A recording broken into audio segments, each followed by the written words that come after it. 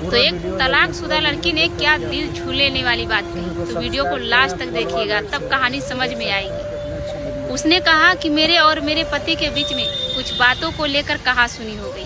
मैं नाराज होकर अपने मायके चली गई। कुछ दिन बाद मेरे हस्बैंड मुझे ले जाने के लिए आए, लेकिन कुछ रिश्तेदारों की वजह से, कुछ घर वालों के बातों में आकर मैं अपने पति के साथ नहीं गई और उल्टे उन्हीं को दहेज के केस में फंसा दिया।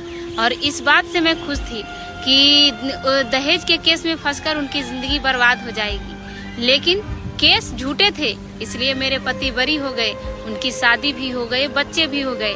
लेकिन आज मेरी तलाक को 5 साल हो गए। कुछ लड़के मुझे चाहते थे, जिसपे मैं इतराती थी, वो भी टाइम पास कर छोड़ गए। और आज मैं अपने दिन को याद करके बहुत दुखी रहती हूँ और पछताती हूँ कि काश कि मैं, जब मेरे पति मुझे ले जाने के लिए आए थे, मैं उनके साथ चली जाती, तो आज मैं भी अपने सहेलियों की तरह बच्चों और पति के साथ हमेशा खुश रहती। इसलिए कहते हैं दोस्तों कि कहासुनी तो हर रिश्ते में होती है, लेकिन जल्दबाजी में रिश्ते को ना तोड़े, थोड़ा सा सोच समझ ले। सोच समझ कर उठाया हुआ कदम ना बहुत ही अच्छा होता है। इसलिए सोचने की कुछ टाइम निकाले, उसके बाद कोई कदम उठाए।